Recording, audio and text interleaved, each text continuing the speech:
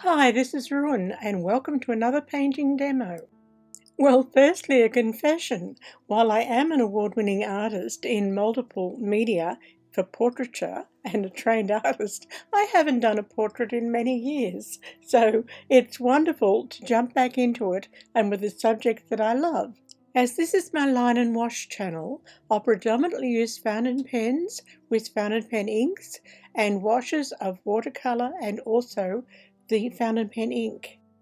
For the finishing touches, I'll introduce some extra soft pastel in the form of pan pastels, which can be applied in near transparent washes, much like a watercolour or ink wash, and also some finishing touches using pencils, because it will be impossible to use a fountain pen over the soft pastels for things like the signature.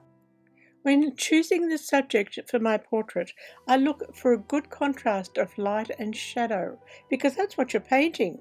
You're not painting features on a face. If you do, if you try to paint the features, you'll end up with something stiff. You have to think patterns of light and shade. So look for that when you're choosing the subject.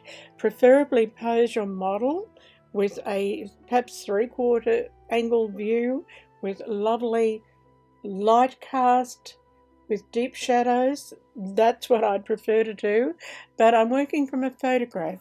I didn't take the photo and I'm at the mercy of the original photographer. I wish I could get them to pose their models not looking straight at me, but that's what family tend to do when they take photographs. They'll pose their loved ones looking straight at the camera.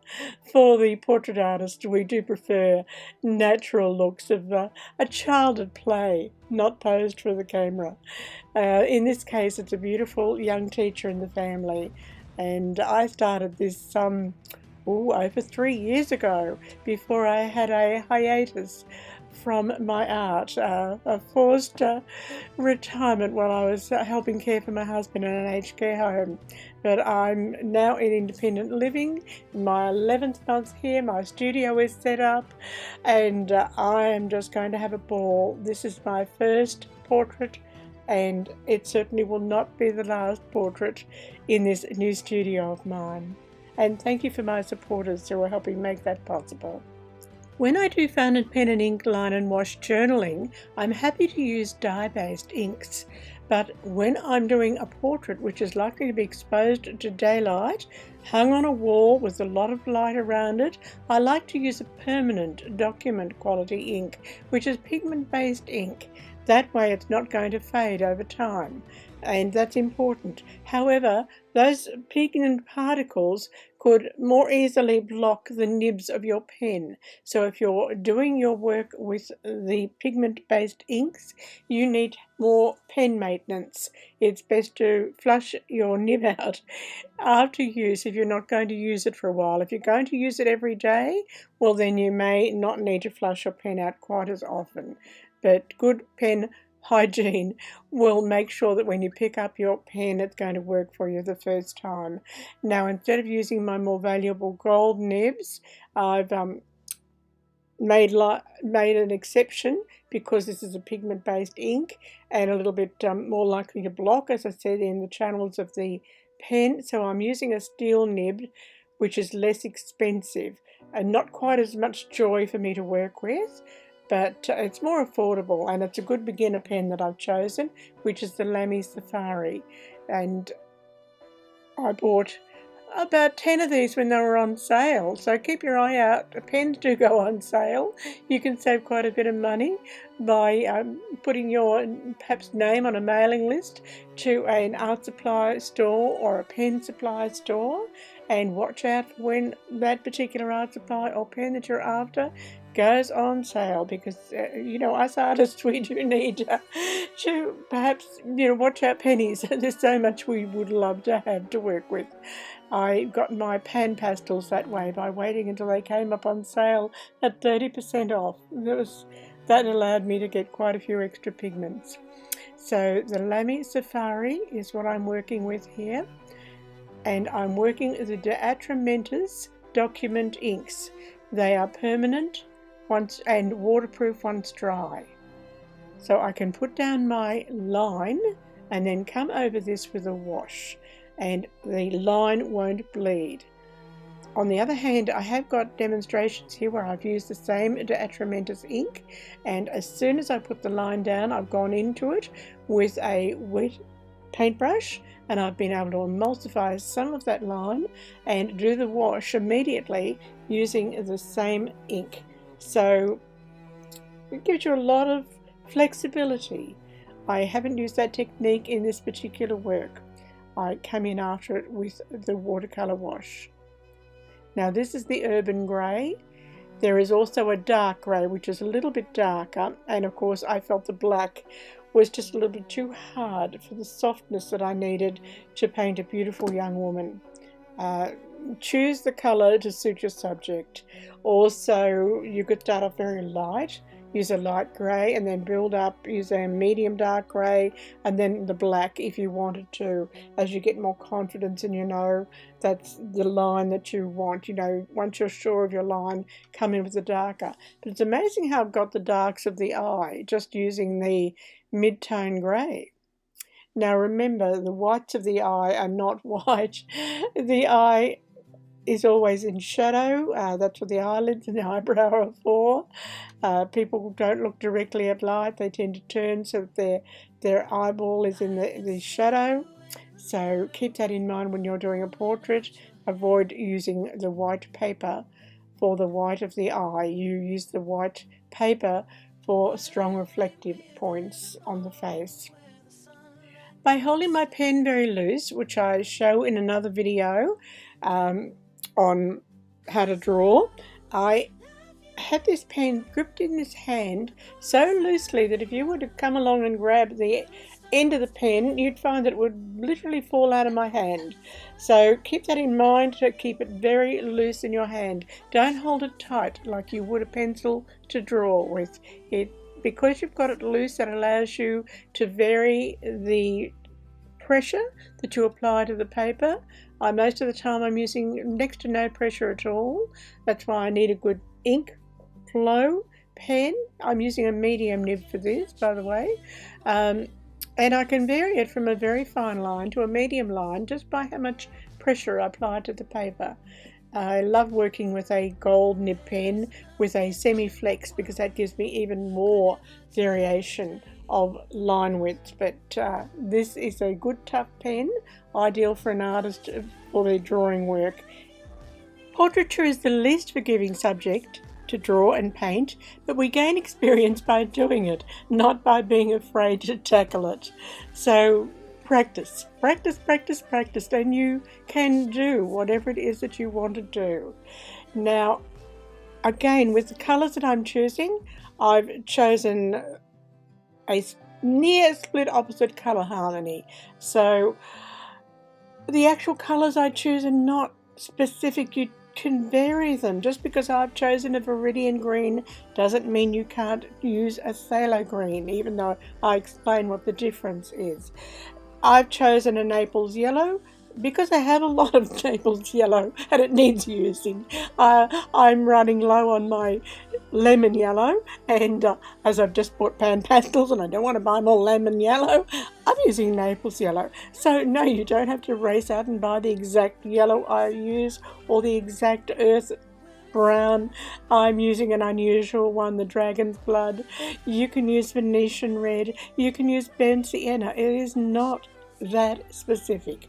Really, you do have room for variation. You can mix your own red browns. You can use yellows and oranges and combine them and come up with a lovely earth colour. Burnt sienna and raw sienna, these are colours that are mixable. You don't have to have them.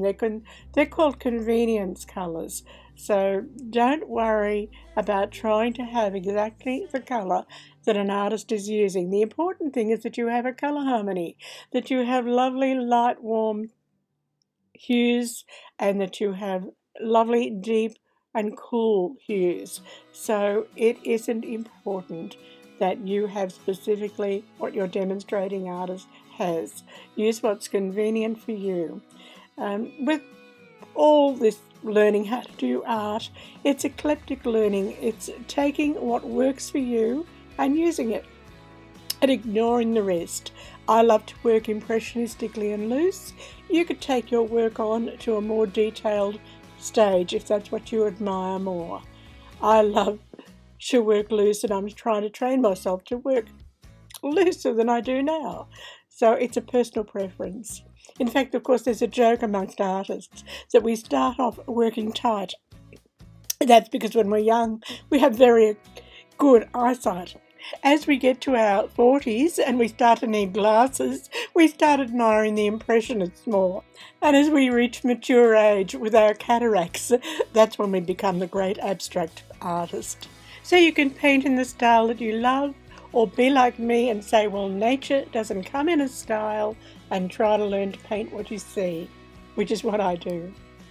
And what you can see when you look at the subject you're going to paint and the piece of paper that you're going to paint on is that the paper is just light, and the subject that you're looking at is a pattern of light and shade. So the most obvious difference is the darks. Now, if I was doing an oil painting or a opaque medium painting, I might start doing my painting with dark. But because I want to capture the beautiful transparency of wash work, I'll work in reverse from my lights up. And so I put down art masking fluid to preserve the lights initially, and then I used the very pale bright wash, which I'm following with my second wash while the painting is still wet. I'm doing all these washes while the paper is still wet, so the bleeding and blending is taking place on the paper. Now, this is a skill you probably need to practice before you start doing it on a portrait. It's the way I've done my watercolours since back when I had my Buninyong gallery, and I just love mixing on the paper. You can get some just wonderful vibrant effects, and it's watercolour, so the water is doing the work. You don't know what it's going to do. You actually have to put the brush stroke down, and while you're doing your next brush stroke, you're watching what is happening with the previous brush stroke because it's moving on the paper. It's still having its effect. It's not like when you put down a brush stroke of oil paint, it stays exactly where you put it, or pastel, you put it down and it stays as you put it. You put this brush stroke down of a wet wash into a wet wash, and it's happening, it's moving. And that's why when I get further into this portrait, you will see me working very slowly. I'll put down a tiny little mark near the nostril and I'll wait before I do the next mark. And I might go back in and appear to be doing the same mark again and again. It's because you don't know exactly how that pigment and water is going to work. You'll have a general idea, which comes from practice, but every painting is different, every wash is different. And so as I'm getting into the more careful building up of the facial features, I do work very slowly. Also with watercolour, it dries lighter than you put it down. So when you put it down, before you decide whether or not you need to strengthen that pigment, you wait and see how it dries, whether it's drying paler, whether it's drying the tone you put it down. This is rubbing out my masking fluid. Wait until your paper is very dry to do this. If you try to do it while it's wet, it's going to tear the paper. If you try to do this on a poor quality or thin paper, it's going to tear the paper. It's one of the reasons why I love to use a good quality watercolour paper. And my favourite is the Fabriano Artistico. Now, again, this is a personal favourite going back from years back when I had an art supplies shop and my gallery, and I could afford to buy the very best back then, and I basically bought a lifetime supply of the Fabriano Artistico while I was in a position to afford it. And oh my gosh, now that I'm an age pensioner, am I ever grateful that I never have to buy another sheet of high quality watercolour paper again. That's something I don't need your tips to help me buy. Now, replacing art supplies or getting new ones, that's a totally different thing. But I'm well stocked in watercolour paper and most appreciative of that. I make my own art journals because I have the paper and I can bind them myself, and it enables me to have beautiful art journals that I can paint in affordably. So, well, as you grow through life, if you ever see a really brilliant special, be ready to pounce if it's art supplies. It's much better to wait and get something of high quality when it's on special, even if it means going without for a while, than settle for something cheap, because your really cheap student grade pigments, they never do a great job. I always say if I can't do a good job with student grade paint, and I've got these 65 years of trained painting experience, what hope is being a beginner? I really messed up that background. I was not happy. I've just come in with an ink. I've used a Robert Oster ink, and I just got rid of the background. I didn't want the background to dominate and detract from my portrait. Look how luminous the face looks now that I've got rid of that bright coloured background. It's so much better, and I can overlap the hair into it, merge the hair. I'm doing Staffido technique here. That's an Italian name. It just means scratching out. I'd done a lot of this. I potter sculptor at one stage, and I did a lot of putting a glaze down and then scratching through it with a knife, and I also use this in watercolour. It's very effective if you want to go back and reclaim a little bit of white. I didn't put masking fluid over the highlight in the eye, so I can go back, because my paper's of high quality, and create that now by scratching it out with a knife, a very sharp scalpel. Now here I'm just going back in with a Viridian and picking up highlights. Jumper, what do you call it in America? We have different names, and I have to watch when I'm writing novels or writing descriptions. What I call a jumper here, I think you call something different. So language is funny that way, isn't it? Here's the shadows in the eyes. As I said, there are no whites of the eyes. The area of the eye is always shaded. This is where I take my time. I put this wash down. The paper would be dry now. I have to really watch that I don't end up with a hard edge. If I put this wash down, I could end up with a really hard, nasty edge. So I have to watch. Putting it down, watch. Don't just keep painting. Wait, see what happens. See whether I need to brush it with my brush, just soften the edge. Keep an eye on it. A little bit of hard edges is fine. Too much be horrible. So just keeping an eye on it. Remember, I'd already worked in that eye, so the eye area there, the white of the eye as we call it, which isn't white, that will already be wet, so I can drop a bit more pigment in there and it will bleed. Hopefully I'll get a deeper shadow at the top under the eyelid hood, and tapering away, blending away more light at the base. So don't rush it. You're doing a portrait. You're going to have the portrait for a long time, so don't rush the brush stroke. You're putting it down. That was too heavy, so I gave a little bit of a wipe with my fingertip.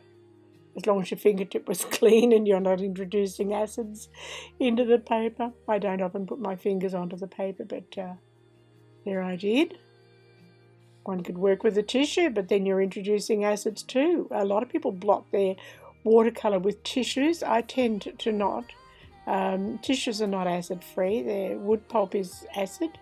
So if you're going to blot watercolour, probably better to have a really clean, well-rinsed piece of towel and blot with that. Again, you have to watch what you've washed it in. You don't want to introduce acids or alkalis. You're looking for a lovely acid-free paper that won't destroy. You're looking for something that's archival quality. You pay the money for archival quality paper.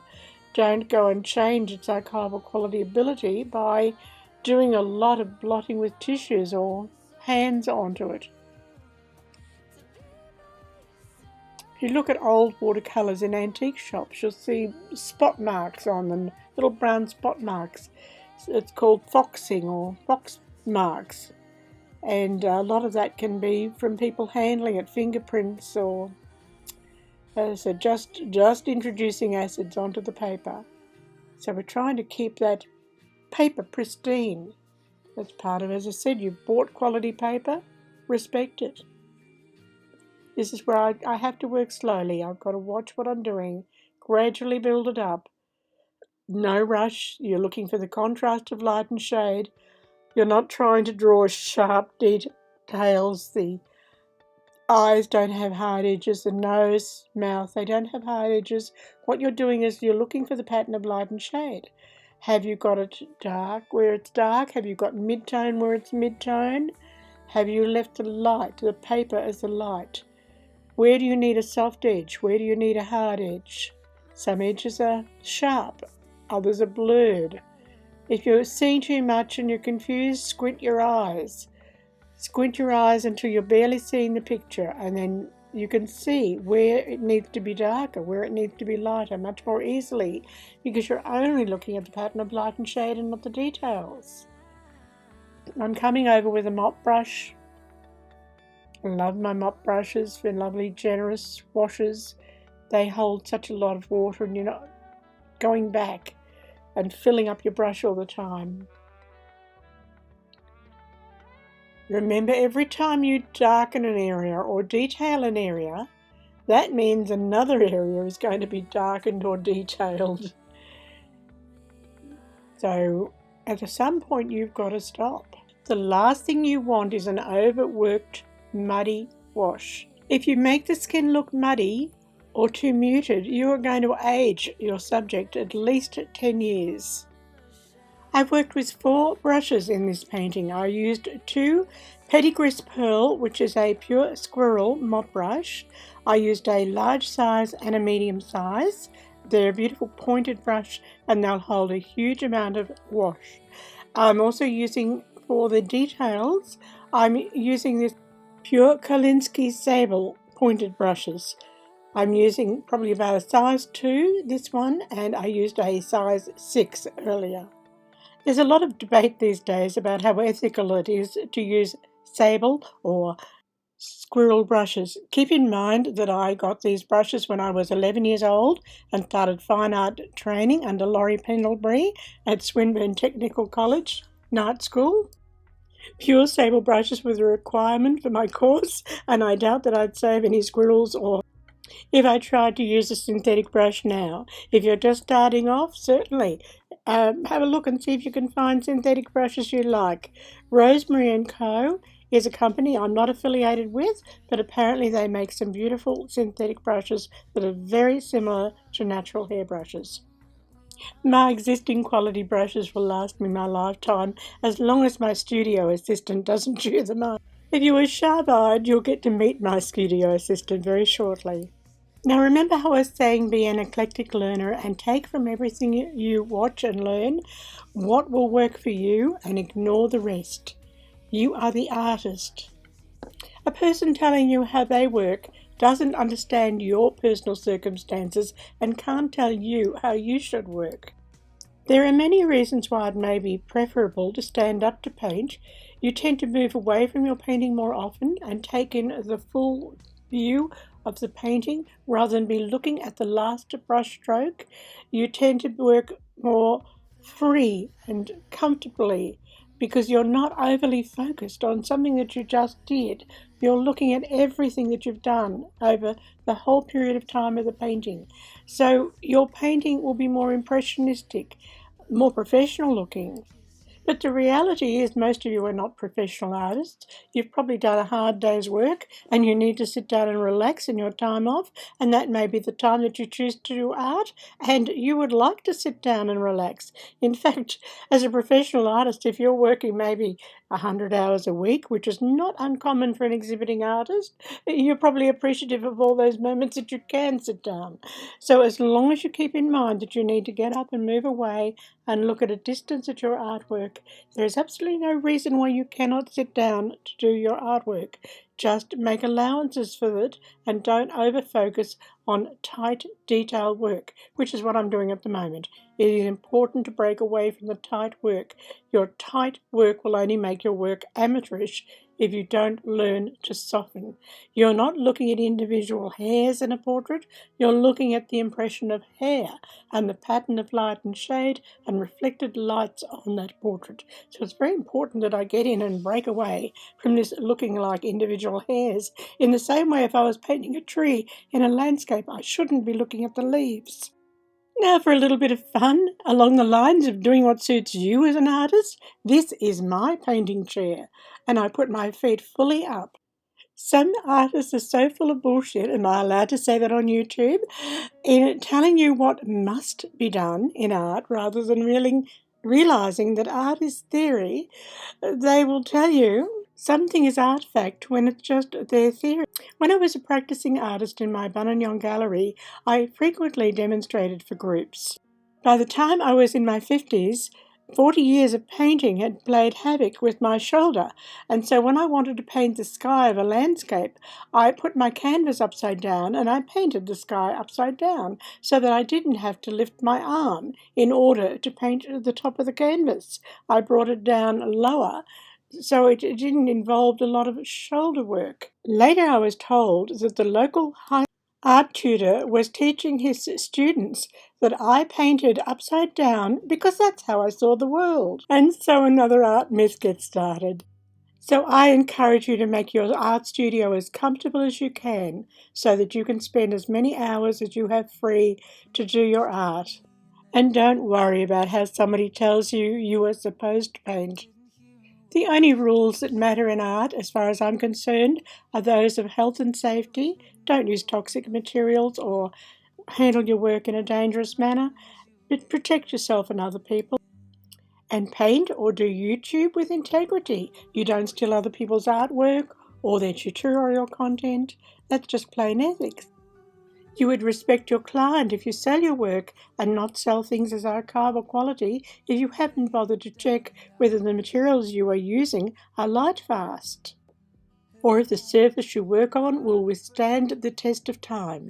Those are just issues of ethics. What is art is subjective. One thing it is never too late to learn. I have never handled pan pastels until this moment, this demonstration.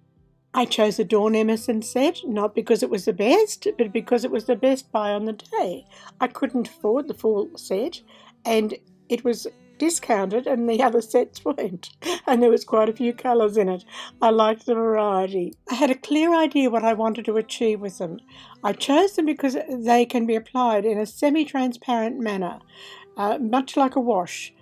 I want to be able to see through and see individual strands of hair, but not in any kind of detail. I wanted the hair to have a softer appearance. I wanted to soften the lines. Here comes the studio assistant, my lovely Tessa.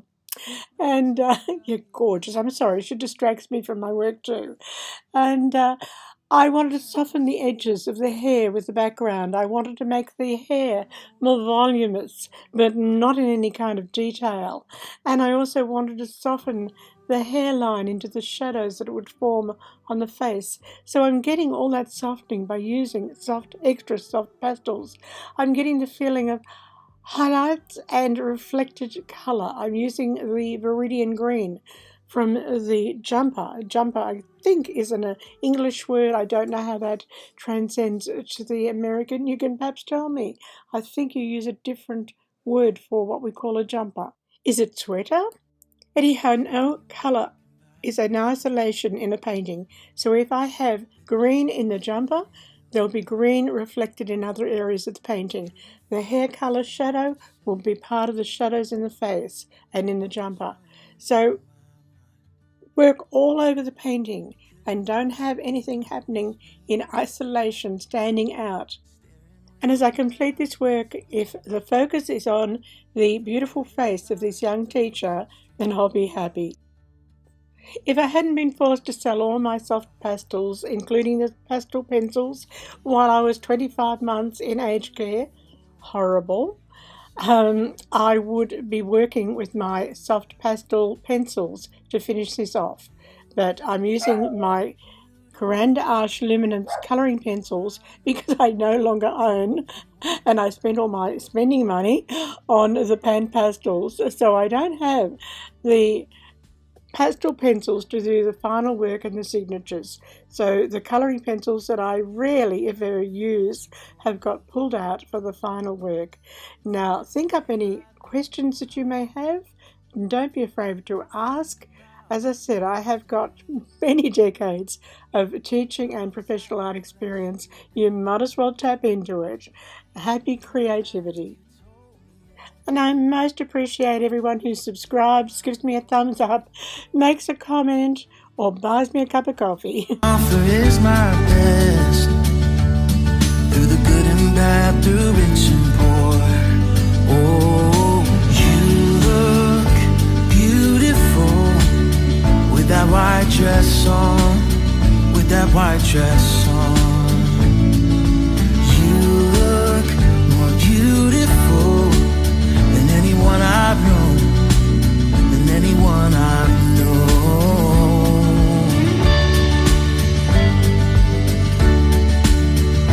You look beautiful. Oh, you look beautiful. You look beautiful with that white dress on, with that white dress on.